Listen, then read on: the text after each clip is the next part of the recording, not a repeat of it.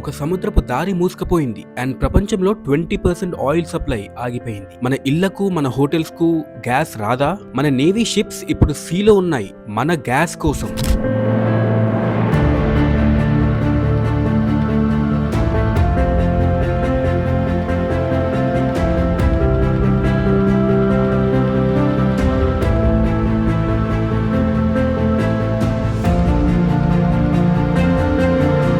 ఇక ఈ వీడియోలో నేను ద స్ట్రెయిట్ ఆఫ్ హార్మస్ అంటే ఏంటి, యుద్ధం ఇప్పుడు ఏ పరిస్థితిలో ఉంది, నెతన్యాహు ఏం చేస్తున్నారు, డొనాల్డ్ ట్రంప్ ఏమన్నారు, ఈ విషయాలన్నీ వెరిఫైడ్ ఫ్యాక్ట్స్ తో నేను చెప్తాను, జాగ్రత్తగా వినండి. మొదట ఒక బేసిక్ విషయం మనం అర్థం చేసుకుందాం. స్ట్రెయిట్ ఆఫ్ హార్మస్ అంటే ఏంటి? ఇది ఇరాన్ మరియు ఒమాన్ మధ్యలో ఉన్నటువంటి ఒక చిన్న సీ రూట్. ఇక దీని విడ్త్ కేవలం 21 మైల్స్ మాత్రమే, కానీ ఇందులో ప్రపంచంలో 20% oil supply and 20% LNG gas pass అవుతుంది. అంటే ప్రపంచంలో ప్రతి 5 లీటర్స్ పెట్రోల్ లో 1 లీటర్ పెట్రోల్ ఈ చిన్న రూట్ ద్వారా వస్తుంది. ఇక ఫెబ్ 28, 2026 న యుఎస్ అండ్ ఇజ్రాయెల్ ఇరాన్ మీద స్ట్రైక్స్ మొదలుపెట్టిన వెంటనే ఇరాన్ యొక్క ఐఆర్జీసీ ఈ స్ట్రెయిట్ ను అనగా ఈ సీ రూట్ ను అఫీషియలీ క్లోజ్ అని డిక్లేర్ చేసింది. దీంతో ట్యాంకర్ ట్రాఫిక్ దాదాపు 70% తగ్గిపోయింది. 150 షిప్స్ కంటే ఎక్కువ స్ట్రెయిట్ బయట యాంకర్ లో నిలిచిపోయాయి. ఇక చివరికి ఈ ట్రాఫిక్ దాదాపు 0% కి చేరింది. అంటే ప్రపంచానికి ఎనర్జీ సప్లై చేసే అతి ముఖ్యమైన రూట్ పూర్తిగా బ్లాక్ అయింది. ఇక ఈ షట్ డౌన్ వల్ల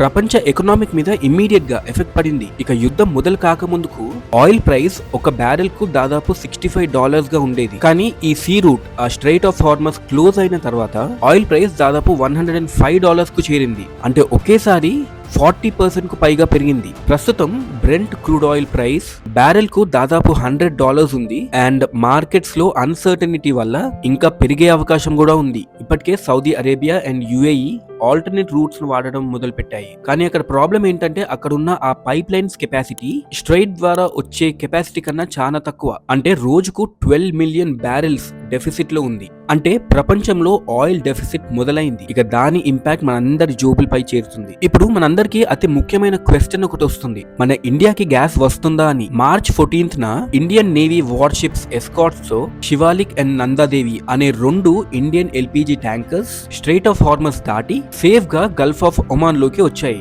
ఇక ఈ 2 షిప్స్ కలిసి 92,700 మెట్రిక్ టన్స్ ఆఫ్ ఎల్పీజీ ను క్యారీ చేస్తున్నాయి. ఇక ప్రస్తుతం పర్షియన్ గల్ఫ్ లో 22 India flagged vessels and 611 Indian crew members ఉన్నారు. ఇండియన్ నేవీ వీరందరికీ ప్రొటెక్షన్ ఇస్తుంది and Indian external affairs minister S Jaishankar గారు ఇరాన్ తో నెగోషియేషన్స్ చేసి ఇండియన్ షిప్స్ కి సేఫ్ ప్యాసేజ్ కన్ఫర్మ్ చేశారు. ఆయన మాటల్లో నేను వాళ్ళతో మాట్లాడాను అండ్ మా మాటలు పాజిటివ్ రిజల్ట్స్ ఇచ్చాయి అని వారు చెప్పారు. ఇక మోడీ గారు స్వయంగా ఇరానియన్ ప్రెసిడెంట్ పెజెషాకియాన్ తో మార్చ్ 12th న ఫోన్ లో మాట్లాడారు అండ్ ఇండియన్ నేషనల్ సేఫ్టీ మరియు గూడ్స్ అన్హిండర్డ్ ట్రాన్సిట్ ఇండియా యొక్క టాప్ ప్రయారిటీస్ అన్ని క్లియర్ గా చెప్పారు. అంటే ఇండియా డిప్లొమాటికలీ అండ్ మిలిటరీలీ మన దేశానికి గ్యాస్ వచ్చేలా చేయడానికి అన్ని దారుల్లో పోరాడుతుంది. ఇంట్రెస్టింగ్ పొలిటికల్ డ్రామా ఒకటి వస్తుంది, వినేసేయండి. డొనాల్డ్ ట్రంప్ మార్చ్ 3rd న అనౌన్స్ చేశారు యుఎస్ నేవీ వీలైనంత తొందరగా ట్యాంకర్స్ ని స్ట్రెయిట్ ఆఫ్ హార్మస్ లో ఎస్కార్ట్ చేయడం మొదలు పెడుతుంది అని. ఇక ట్రంప్ సోషల్ మీడియాలో పోస్ట్ చేస్తూ China, France, Japan, South Korea, UK మరియు ఇతర కంట్రీస్ వారి వార్షిప్స్ ను పంపాలని మెసేజ్ చేశారు. ఎందుకు? ఈ హార్మస్ స్ట్రెయిట్ ని సేఫ్ గార్డ్ చేయడానికి. కానీ ఏం జరిగిందంటే జర్మనీ మరియు గ్రీస్ మిలిటరీ ఇన్వాల్వ్మెంట్ ను కంప్లీట్లీ రిఫ్యూజ్ చేశాయి. ఇక జర్మనీ ఫారిన్ మినిస్టర్ చెప్పారు యుద్ధం కంటిన్యూ అయినంత వరకు మేము పార్టిసిపేట్ చేయం. ఇక యూకే పిఎం కేర్ స్టార్మర్ కూడా చెప్పారు మాకు ఈ యుద్ధంతో సంబంధం లేదు కాబట్టి మేము రాము, మేము ఇప్పుడు రెడీగా లేము, మా మిలిటరీ అసెట్స్ అన్ని ఇరాన్ యొక్క అఫెన్సివ్ కేపబిలిటీస్ డెస్ట్రాయ్ చేయడంలో బిజీగా ఉన్నాయి, మేము మంత్ ఎండ్ కల్లా ఈ ఆపరేషన్ మొదలు పెడతాము అని ట్రంప్ చెప్పారు. ఇక ఇదే టైంలో US energy secretary Chris right వారి అఫీషియల్ సోషల్ మీడియా అకౌంట్ లో నేవీ ఎస్కార్ట్ మొదలు పెట్టిందని పోస్ట్ చేశారు. కానీ అదే పోస్ట్ ఒక ½ అన్ అవర్ లో డిలీట్ చేసింది. ఇక వైట్ హౌస్ కూడా అది అబద్ధమని కన్ఫర్మ్ చేసింది. ఇక అమెరికా తన మాటకి తానే విరుద్ధంగా మారింది. కానీ మంత్ ఎండ్ కల్లా ఎస్కార్ట్స్ మళ్ళీ మొదలు పెడతామని కన్ఫర్మ్ చేసింది. ఇక నేవల్ ఎక్స్పర్ట్స్ ఏం చెప్తున్నారంటే ఒక షిప్ ని కాపాడడానికి సుమారు 8 to 10 వార్ షిప్స్ కావాలి. ఇక ఎస్కాట్స్ ఉన్నా కూడా మన వరకు వచ్చే ఆయిల్ అండ్ గ్యాస్ పాత ట్రాఫిక్ తో అంటే యుద్ధం మొదలు అవ్వక ముందుతో కంపేర్ చేస్తే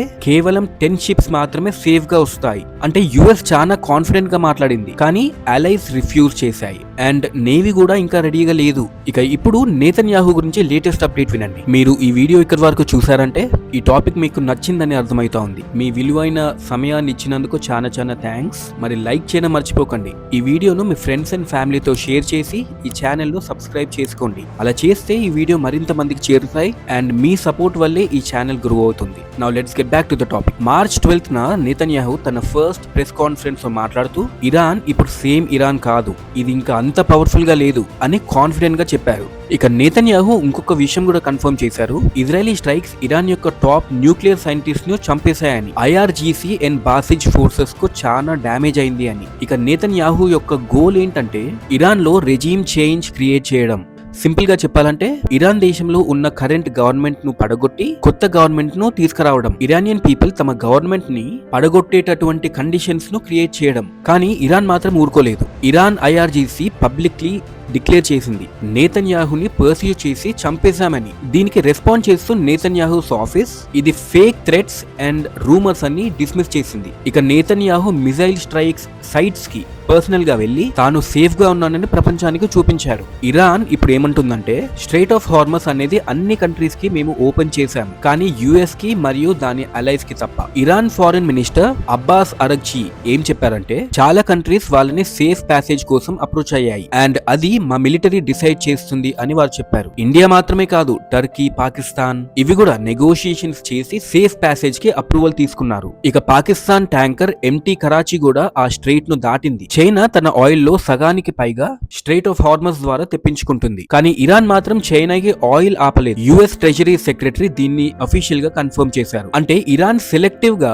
యుఎస్ అలైస్ ని బ్లాక్ చేసి న్యూట్రల్ మరియు ఫ్రెండ్లీ కంట్రీస్ కి మాత్రమే ప్యాసేజ్ ఇస్తుంది. అండ్ ఇది చాలా క్యాల్కులేటెడ్ స్ట్రాటజీ. ఇప్పుడు యుద్ధం ఆగిందా లేదా మరింత పెరుగుతుందా అనే విషయాన్ని చెప్తాను, వినేసేయండి. మార్చ్ 5th వరకు ఇరాన్ 500 కంటే ఎక్కువ బాలిస్టిక్ మిజైల్స్ ను అండ్ దాదాపు 2000 డ్రోన్స్ ను లాంచ్ చేసింది. వాటిలో 40% ఇజ్రాయెల్ మీద, ఒక 60% యుఎస్ మీద ఫైర్ చేసింది. US UN ambassador Mike Waltz ఏం చెప్పారంటే ట్రంప్ ఇప్పుడు ఇరాన్ యొక్క కార్గ్ ఐలాండ్ ఆయిల్ ఇన్ఫ్రాస్ట్రక్చర్ మీద దాడి చేయాలా లేదా వద్దా అని ఆలోచిస్తున్నారు, లెక్కిస్తున్నారు. ఇది ఇరాన్ యొక్క most important oil export hub and Israel IDF Lebanon లో హజ్బుల్లా మీద గ్రౌండ్ ఆపరేషన్స్ మొదలుపెట్టింది. బీరుట్ సౌత్ లో సెవెరల్ ఏరియాస్ కు ఇవాక్యుయేషన్ ఆర్డర్స్ ఇచ్చింది. ఇరాన్ కొత్త సుప్రీం లీడర్ మోస్తబా ఖామినై ఈ యుద్ధాన్ని ఆపే సూచన ఎక్కడ కనిపించట్లేదు. చనిపోయిన వారి బ్లడ్ కి రివెంజ్ తీసుకుంటాం అని డిక్లేర్ చేశారు. ఇక యుద్ధం ఆగే సూచనలు లేవు అండ్ మరింత ఎస్కలేట్ అయ్యే సూచనలే ఎక్కువగా కనిపిస్తున్నాయి. స్ట్రైట్ ఆఫ్ హార్మస్ అనేది ఒక చిన్న సీరు, కానీ అది మూసుకపోవడం